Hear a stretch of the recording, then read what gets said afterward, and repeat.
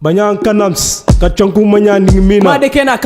le début des années 80, le Sénégal fait face, dans la région de Casamance, à un conflit né des revendications indépendantistes conduites par le mouvement des forces démocratiques de Casamance, MFDC.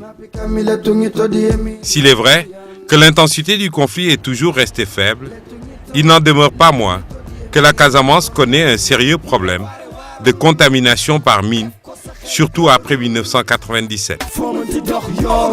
Cette situation, au-delà de son aspect dramatique pour les victimes de mines, freine l'essor de cette région, naguère considérée comme le grenier du Sénégal. En effet, l'économie de la Casamance est déstructurée et tourne au ralenti. Les projets de développement sont sérieusement compromis du fait de l'instabilité et le secteur privé formel, notamment le tourisme, subit très fortement les effets du conflit. Aujourd'hui, le processus de paix a enregistré des avancées très significatives. En 1997, la communauté internationale s'est engagée dans un processus d'interdiction des mines antipersonnelles.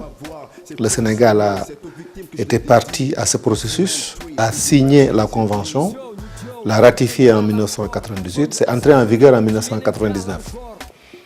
Ce qui nous faisait obligation d'enlever toute mine de notre territoire dans un délai de 10 ans, donc avant le 1er mars 2009. Mais il s'est trouvé que pendant ces années-là, ça a coïncidé avec une montée en puissance, si vous voulez, du conflit. Et que matériellement, il n'était pas possible de mettre en place un programme d'action anti-mine. Il a fallu attendre 2004, la signature des accords de paix de décembre 2004, pour qu'il y ait une accalmie et un climat propice à la mise en place d'un programme d'action anti-mine. C'est ainsi que le Sénégal s'est doté en 2004 d'un document de stratégie de lutte anti-mine et a mis en place les organes chargés de sa mise en œuvre.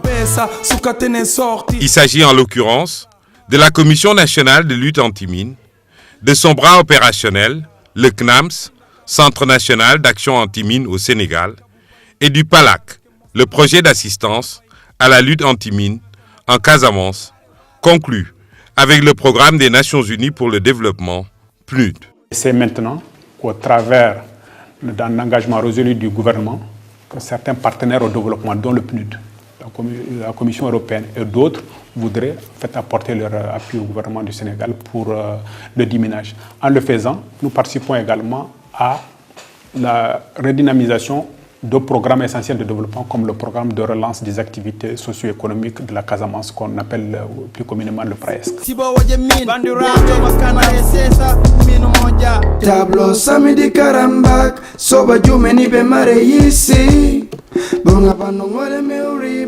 L'appui du PNUD et des autres bailleurs devrait faciliter la mise en œuvre des différentes composantes du PALAC.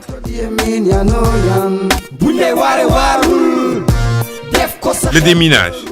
Composante essentielle de l'action anti-mine, le déminage est en cours dans la zone de Dar es Salaam et devrait s'étendre à toute la Casamance dans les prochains mois. Ici, l'équipe de déminage a déjà neutralisé plus de 80 000. Quand c'est trop flou, demande avant que tu te fixes. Sois prudent, regarde bien les panneaux. Là, c'est une piste qui va jusqu'à l'autre secteur, donc de Dar Salam. Donc c'est une piste, une ancienne piste que les villageois empruntaient. Aujourd'hui, actuellement, là on est à 83 000. Donc, dans le secteur de Bantakountou. C'est des pistes qu'on devait uniquement déminer. C'est par notre propre recherche. Donc on a dû découvrir des mines quelque part. Donc jusqu'à 48 mines. Donc, dans un secteur où on n'avait pas le renseignement. Donc là, on est à la recherche des mines dans le secteur. À côté du déminage, l'assistance aux victimes est une question centrale dans l'action anti-mine. À ce jour, on compte 749 victimes, essentiellement des civils, dont 162 ont perdu la vie.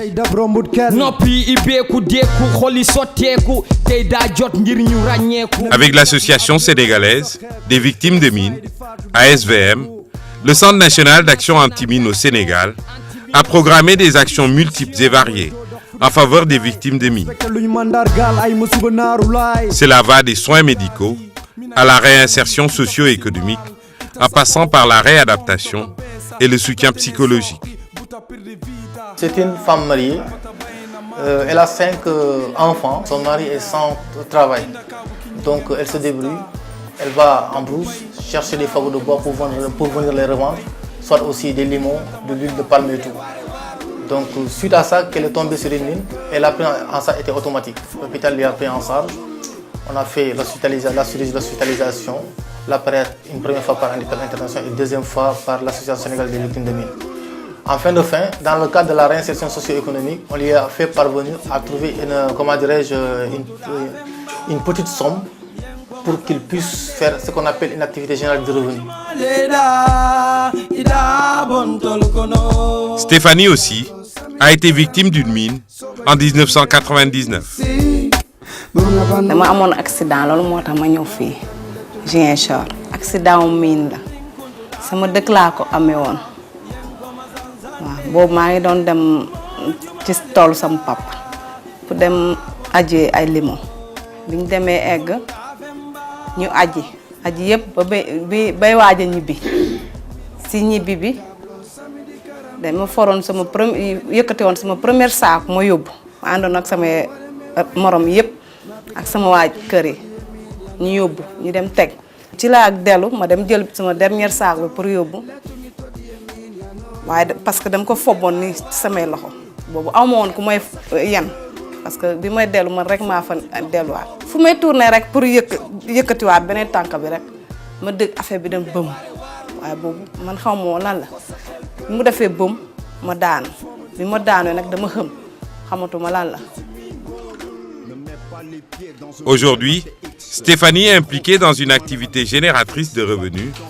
Elle s'active dans la couture à la périphérie de Ziguinchor, mais son seul rêve est de regagner son village, abandonné depuis son accident. Même bi ma nekkoon hôpital dañ ma mënta wax damay dene man bu fekkante ne wér naa tey damay dellu sama dëkk. bu fekkante ne man mun naa bu dee dama am doole man sama sañ-sañ ñu dellu suñu village parce que fu mu ne nii situation bi ñu nekkee fii moom ba neexul moom fi dafa metti. L'éducation au risque des mines, dont la finalité est de prévenir les accidents, constitue un axe central de la lutte anti-mine. En effet, dans le but d'amener les populations à adopter des comportements plus sûrs, le Centre national d'action anti-mine au Sénégal mène déjà sur le terrain de multiples séances de formation et de sensibilisation des populations vivant ou travaillant dans les zones contaminées. Il y a certaines mines qui s'activent au moment où on pose le pied. À la place du pied, doucement, placer un objet plus lourd. Ça existe, des mines comme ça. Ça existe des mines qui n'explosent pas au contact direct avec le pied. Il faudrait d'abord retirer le pied. À ce moment, le système est activé, la mine explose. Je pense qu'on va répondre à partir d'ici. Il faut dire que une des particularités d'une mine, c'est que lorsqu'on marche dessus, on ne peut pas être plus rapide que la mine. Ça veut dire qu'on déclenche le système et ça explose. La sensibilisation et l'éducation au risque ont fait drastiquement baisser le nombre de victimes de mines par an. 190 en 1997, 66 en 2001 et un seul accident enregistré en 2007. En attendant, ñu ñëw fii di fi déminer wala feneen ñu ñëw waxtaan ak nit ñi yee leen ci nu ñuy moytoo mine ci àll bi ba nga xam ne loraange dina wàññeeku. Chaque État, parti à la Convention d'Ottawa sur l'interdiction des mines antipersonnelles, s'est engagé à détruire les stocks de mines en sa possession ou se trouvant sur un territoire sous son contrôle dans un délai de 4 années. Aujourd'hui, officiellement, l'armée sénégalaise a détruit son stock de mines depuis 2004. Sauf les quantités qui sont utilisées dans le cadre d'instruction militaire ou de formation. Aujourd'hui, le Sénégal n'a pas de stock de mines. Maintenant, est-ce que nos frères qui sont de l'autre côté, ils en ont? Je ne saurais le dire.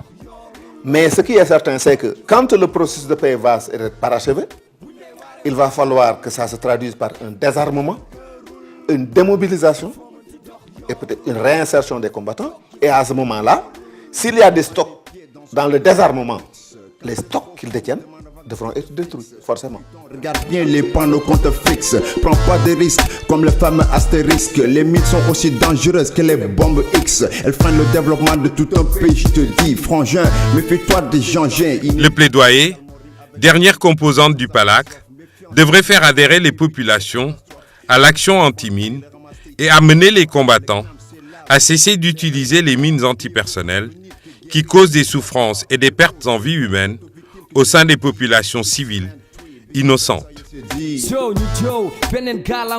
Après une étude d'impact des mines en Casamance, qui a concerné 251 localités, 93 sites suspectés minés ont été répertoriés.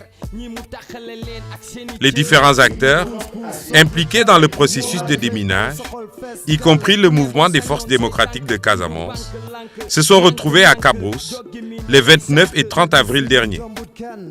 Objectif, déterminer les critères de hiérarchisation des localités en vue des activités de déminage. Avec la tenue, les 5 et 6 mai 2009, d'un atelier de validation de la stratégie nationale anti-mine, le projet d'assistance à la lutte anti-mine en Casamance devrait entrer dans sa phase active au cours des prochaines semaines. Ce qu'on attend avant tout, c'est d'avoir des zones dans lesquelles les populations se sentent à nouveau à l'aise, dans lesquelles les populations peuvent vaquer à leurs occupations, dans lesquelles les jeunes peuvent aller à l'école, les femmes peuvent aller au travail, les hommes peuvent recommencer leurs activités. C'est ça l'impact principal, disons, qu'on attend de cette opération. International d'action anti-mine au Sénégal, une des solutions. En devenant effectif sur l'ensemble de la Casamance, le PALAC devrait non seulement permettre à terme à cette belle région de retrouver la paix, mais également d'exploiter pleinement ses nombreux atouts et potentialités et contribuer ainsi positivement à l'entreprise de développement du Sénégal.